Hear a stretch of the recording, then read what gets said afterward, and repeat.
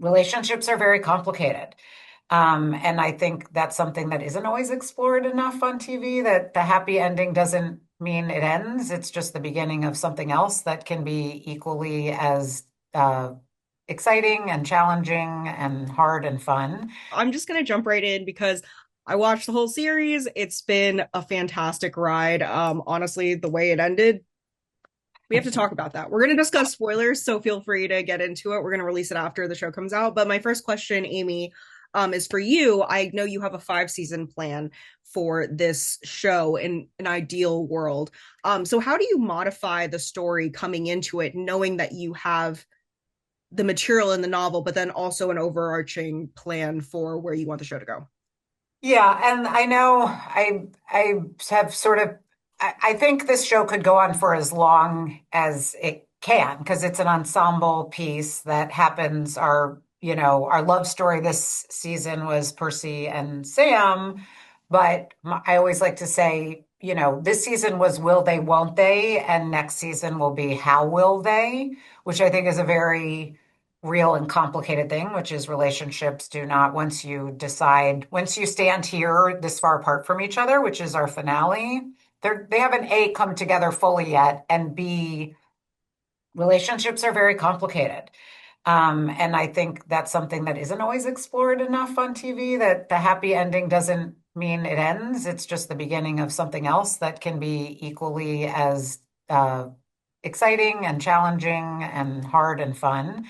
And I think we did intentionally build out our other characters and make this a real ensemble piece with the idea that we can be exploring their lives in lots of different ways from season to season. And obviously, Carley has written a beautiful another book in Barry's Bay that will bring some other characters into the show, which I'm very excited about. And so our goal is really to be exploring these. Hopefully, people will fall in love with all of the characters and we'll get to explore their lives and the emotions they're going through and the heartbreaks and, callings they find in their work lives.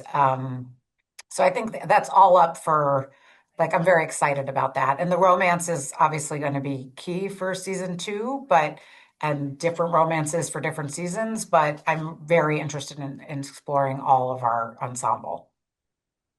Well, Carly, I have a question for you, but I actually need to follow that up, Amy, because I love how you set up the finale of this season.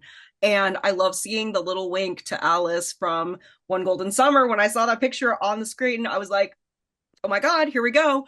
But why did you choose to end the season on that twist with Charlie having what I assume is a heart attack because he's like clutching his arm? And why did you decide to have it in that moment when he sees that photo? Well, in One Golden Summer, his heart is an issue. So we wanted to sort of approach that in a impactful way for the finale. And then, I think his heart is broken. And he's really struggling. And that photo, although he doesn't know that Alice might be the person who helps put his pieces together in the next book and hopefully in seasons to come, but that is a heartbreak to look at that picture of his happier times in his life and realize he's as far away from that as he's ever been. So for me, that was sort of both emotional and physical what was happening to him. That's devastating to hear, honestly, but I'm looking forward to more. Carly, I'm curious, as the writer coming into this, were there any big changes from the novel that you weren't fully convinced of yet, but that Amy and her team sort of proved to you that these changes could work? Well, I was learning about the changes as I was reading the scripts, and I think from the first conversation I had with Amy, I felt that she really understood what I was trying to do with the novel, and she had such empathy for the characters and such love for the story. And then I could feel it in her scripts that the story was in good hands. So there wasn't a brief of like these are the things that were going to be changing. I was learning about them as I was reading it, and there were surprises. But for example, Percy getting the keys to the tavern, that was a moment when I read it and I was like, what? But it made so much. It I was makes so nervous when I sent that script to her. I was like, oh. let's see how this goes. And I think I probably wrote back to you, what? Like, I was like, I'm so surprised, but also was so keen to see what happened next. And it makes so much sense for the story and like giving Percy a reason to stay, giving tension between Percy and the brothers. And I think, I'm very aware that an adaptation is not just throwing the book on the screen. And I was a journalist previously. Storytelling is different depending on the form it takes. So I think the changes just make so much sense for the medium, and still felt very true to the story. Yeah, and I know, I mean, I'm sure with the success of this novel, you've gotten a lot of offers to adapt the story. What was your biggest requirement going in, talking to people adapting the story, that you were like, this is something you cannot miss about the point of these books, and what convinced you that this was the right move for you? That's a really interesting question. I was having conversations about adapting the book the summer that it came out. So the book came out in May of 2022, and it was that summer where I was speaking to people. I didn't go on book tour for the book. It was still kind of in the pandemic times. I hadn't had a lot of like interaction with audiences, and I frankly didn't expect it to be made ever. And it was my first novel. I didn't walk into those conversations knowing, like, saying that these are my like requirements for an adaptation. I think the conversations I have now are quite different. But what was great is that I had a lot of time to kind of develop as an author and see also what the book has meant to readers through like speaking with them, meeting them, interacting with them on social media.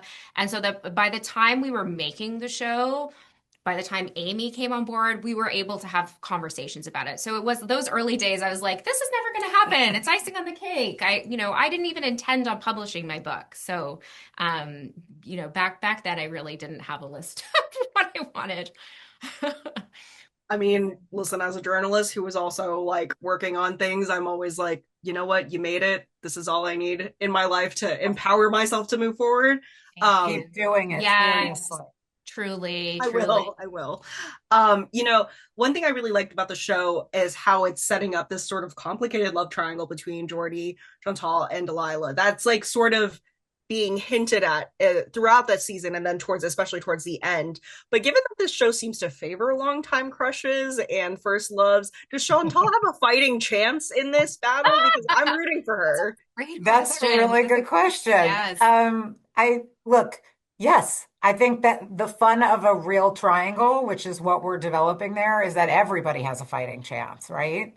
And I think that's the fun of it is that, yes, of course, Delilah's had this friendship that's meant so much to her, and she's sort of always seen him as the bestie next door or, at the motel while she's in her fancy house. But what I love about it is she may have waited too long to realize who was right in front of her, but she may not have. Chantal is a tricky character who can get focused on work and, the pressure of her life and miss out on other things. So I'm really excited by the messiness of it. And, Jordie clearly had feelings for Delilah for a long time, and those are often hard to extinguish totally. Yeah, I mean, I think also the uncertainty is the fact that we don't know how that story is going to play out, given that there is no third Fairies Bay book, which I will have to ask Carley, are you Yeah. intending on continuing this universe? Because I know you have other books, but I know people have kind of been like, is there going to be more from this specific sort of corner of your world? Yeah, it feels like readers have no shortage of appetite for books set in Barry's Bay, and I think they just like truly love being at the lake with these characters. And I'm from Barry's Bay, and I have a cottage there, and I go every summer, and it means so much to me. And places where all my books start. So I would definitely never say I wouldn't return to the lake. Let's just say that. Okay, very diplomatic answer. I respect that. Thank you so much for talking with me. I hope you guys get renewed for season 2 up to season 5 because I'm here for the ride. So we are going to see Yay! where this takes us. Yeah. But thank you so Thank you much for so speaking with much. me. I appreciate it. Thank Thank you. Thank you. you. Bye.